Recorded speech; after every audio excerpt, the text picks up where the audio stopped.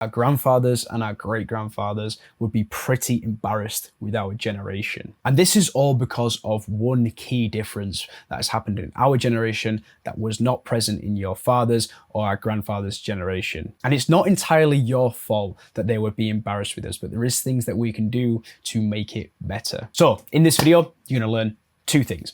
Why men used to have it harder before social media, yet still did better than us. And what can we learn from the older generation, our grandfathers and even great grandfathers, before they had screens. So I want to start you off with a quote. Hard times create strong men. Strong men create good times.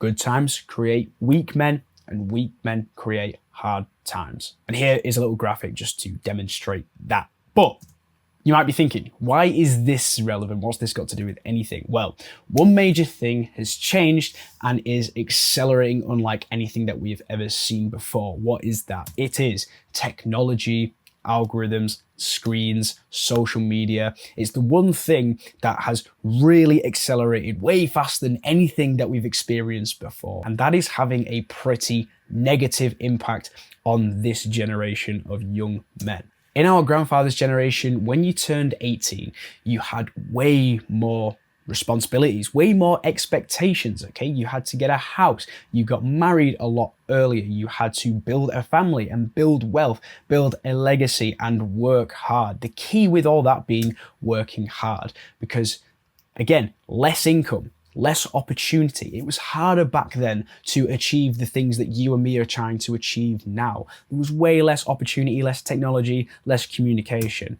And all that meant one thing: you had to work very hard just to survive. This is something that we don't have in my generation. I don't have to work really hard to survive. I live in a world of comfort, and so do you. And all this is because the modern world has been designed for comfort. Nowadays, it's so easy to get dopamine, cheap, accessible laughter, and just dopamine in general, comfort. Everyone's comfortable. There's video games, there's content, there's pornography, social media, like food delivery, right? Everything gets delivered to your house. Everything is so easy these days. It's so comfortable. And it's all because of one big problem: screens. Specifically screens, okay? With the TV, video games, social media, it's all one in the same problem. Like, look at this picture. I'll show you an example. You've probably seen the top picture. These lads who are working on the Empire State Building, believe it or not, are probably the same age as the guy in the picture below. This is the biggest issue with our generation. It's the technology, it's screens, it's ease of access to dopamine. Now, I'm not saying that the guys at the top of the screen here were this is safe or anything, or a good thing that people had to work very hard because of bad living conditions and no opportunity and poverty and stuff. I'm not saying that that's a good thing, but it's very admirable, okay? The work ethic and the risk to reward back then in the day is admirable to me. When I look back at these old photos of, guys who are my age, look at these pictures. This picture at the top is interesting. This is actually like very close to my family. My family are from the northeast in England, and the actual Bond name, my last name, is like a long line of miners in the northeast, coal miners. So there's a good chance, that my great granddad or great granddad was sort of like one of these dudes here in the top image, right? Working in the mines. This is actually from like the northeast, okay, one of the coal mines there. And then you look at the picture below, it's a dude who's the same age as the guys in the top picture, but he's got his phone out, he's scrolling, he's trying to get to sleep, he's got the light, the intense blue light fucking up his sleep routine, everything like this, okay? The work ethic back then was so much higher, and I don't think it was just because of the opportunities and the living conditions. It was this lack of cheap, easily accessible dopamine, because when you don't have that comfort, you're forced to grow, and that is the key difference.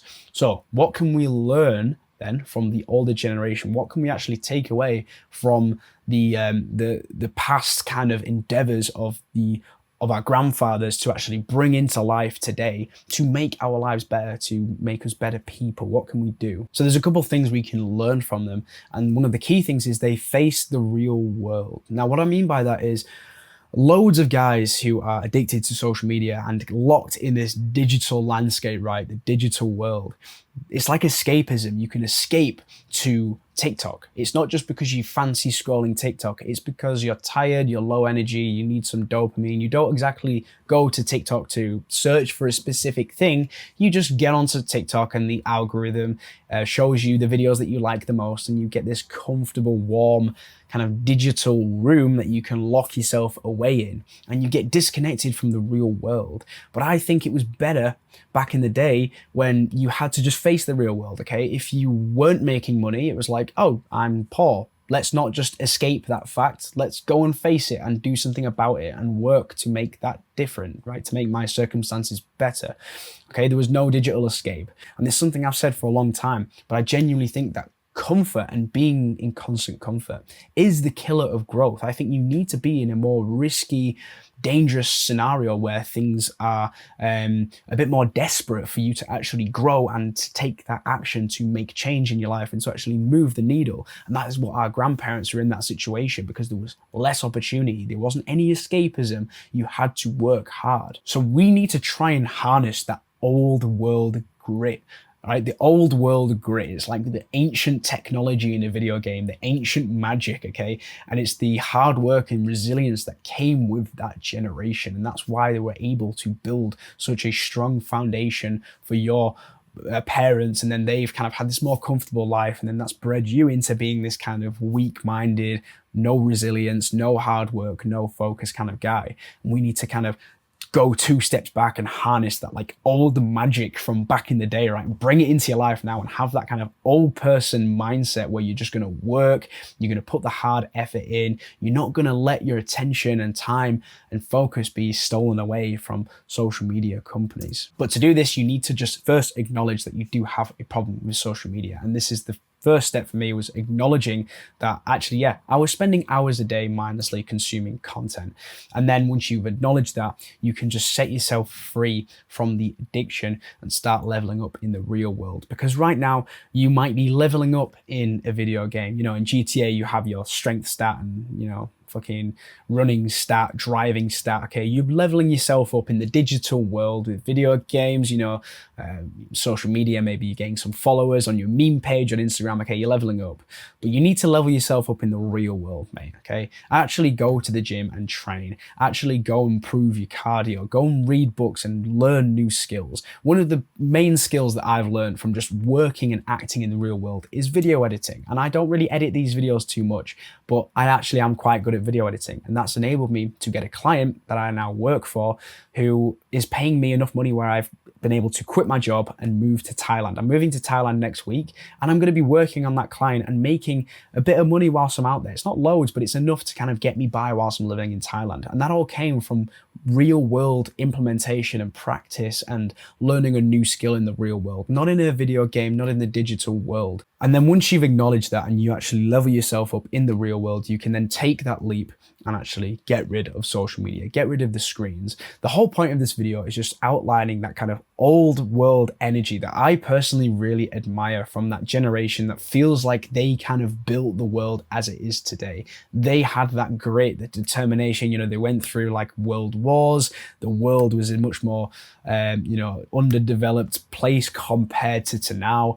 And they just seem to have this like charm, this grit, this work ethic that I find really admirable. And for me, I think the only difference is, from what I can understand, is like screens and technology and algorithms and data. That's the newest thing that's come in that's made the real difference between your father's generation and your grandfather's generation, is the fact that you're just so comfortable now you can escape. You don't really have to face real world responsibilities. And yeah, I wanted to outline that in this video because I think if you can harness that kind of old world grit, that's going to do great things for you going into the future in terms of your work ethic, your discipline, and your resilience. Lastly, if you do want to join a free school community of like-minded individuals who are all about this kind of anti-algorithm, anti-social media usage, and you want to get that old world kind of energy back into our generation of young guys who can work, and you don't want to be a slave to the algorithm, then go check the top link in the description. It's totally free school community for you there, but it's not going to be free for much longer.